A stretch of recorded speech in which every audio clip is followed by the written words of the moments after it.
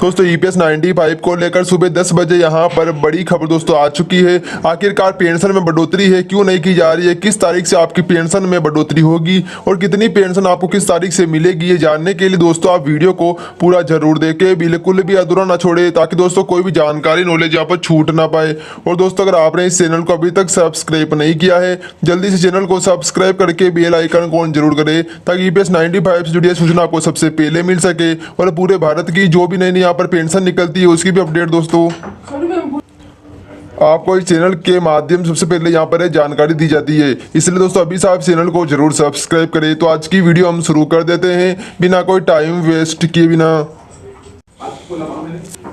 जैसा कि दोस्तों सभी को पता ही होगा, ईपीएस 95 की जो पेंशन में वृद्धि है अभी तक यहाँ पर नहीं हुई है। सरकार के समक्ष जो यहाँ पर पेंशन भोगियों के द्वारा यहाँ पर जो मांगे रखी गई थी 7,500 प्लस डीए देने की पेंशन, उसी के साथ दोस्तों यहाँ पर है जो न्यूनतम मासिक पेंशन में 5,000 रुपये यहाँ पर देने की रखी थी। लेकिन तो सरकार ने अभी तक इस बारे में कोई निर्णय यहाँ पर नहीं दिया है। तो सरकार का जो निर्णय है कब यहाँ पर जारी होगा, किस तारीख से आपको पेंशन मिलेगी, ये जानने के लिए वीडियो को पूरा जरूर देखें। दोस्तों सभी को पता ही होगा यहाँ पर 7 दिसंबर से आंदोलन की शुरुआत होने वाली थी, लेकिन यहाँ पर जो पेंशन भोगी उन्होंने कहा एक सीनियर सिटीजन के हिसाब से आंदोलन नहीं होना चाहिए, इस हिसाब से आंदोलन है वो समाप्त कर दिया गया है। लेकिन दोस्तों यहाँ पर जो अभी भी उनका ये कहना है कि जब तक पेंशन में कोई वृद्धि नहीं होगी तब तक हम संघर्ष जारी रखेंगे, जब तक पेंशन में 7,500 प्लस डीए की वृद्धि है सरकार के द्वारा नहीं की जाती है। आगे सरकार जो हमारे जो फैसले है वो यहाँ पर क्यों नहीं सुन रही है, क्यों पेंशन में वृद्धि नहीं कर रही है, हिसाब से उनका यह जल्दी सरकार अपना जो फैसला है उनका जो अपने पेंशन भोगियों के समक्ष रखे, क्या पेंशन में वृद्धि होगी या नहीं होगी, सरकार जल्दी से इस बारे में कोई निर्णय जरूर ले।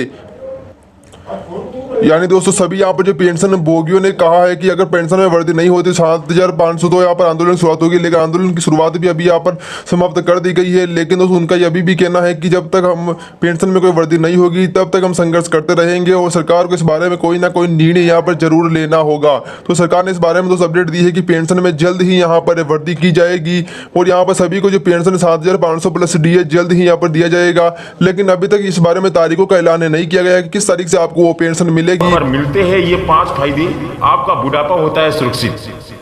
दोस्तों नौकरी पैसा लोगों के लिए भविष्य निधि पीएफ का पैसा बहुत मायने रखता है। ये सिर्फ उनकी बचत ही नहीं बल्कि रिटायरमेंट के लिए मिलने वाली एक पूंजी होती है। देश में कर्मचारी भविष्य निधि संगठन सभी कर्मचारियों को पीएफ की सुविधा प्रदान करता है। इसके लिए कर्मचारी के वेतन में से एक छोटा सा हिस्सा पीएफ अकाउंट में जमा करने के लिए काटा जाता है। हालांकि पीएफ खाते से जुड़े कई अन्य फायदे भी हैं जो पीएफ खाताधारकों को मिलते हैं।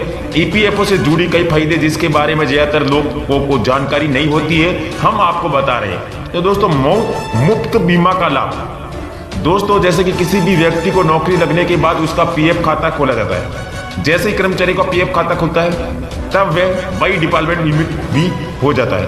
कर्मचारी deposit linked insurance scheme EDLI के तहत कर्मचारियों का 6 लाख रुपए तक का बीमा होता है।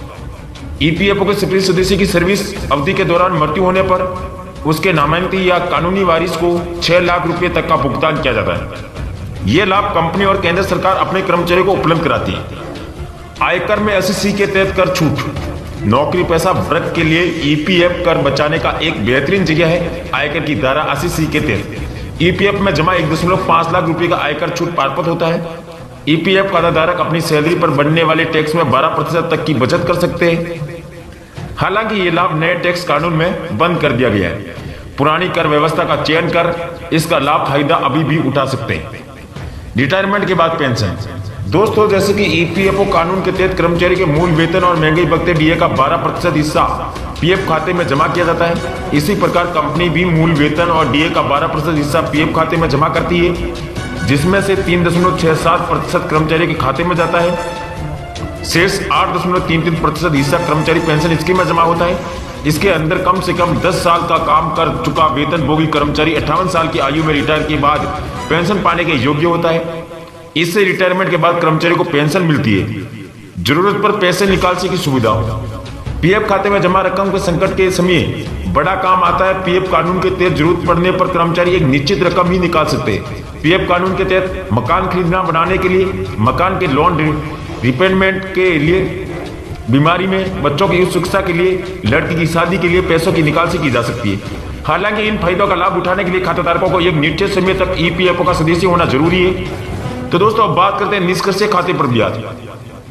ईपीएफओ की सबसे अच्छी बात यह है कि कर्मचारियों के निष्क्रिय पीएफ खाते पर ब्याज का भुगतान किया जाता है। 2016 में कानून में किए गए बदलावों के मुताबिक अब पीएफ खातेदारों को उनके 3 साल से अधिक समय से निष्क्रिय पड़े पीएफ खाते में जमा राशि पर भी ब्याज का भुगतान किया जाता है।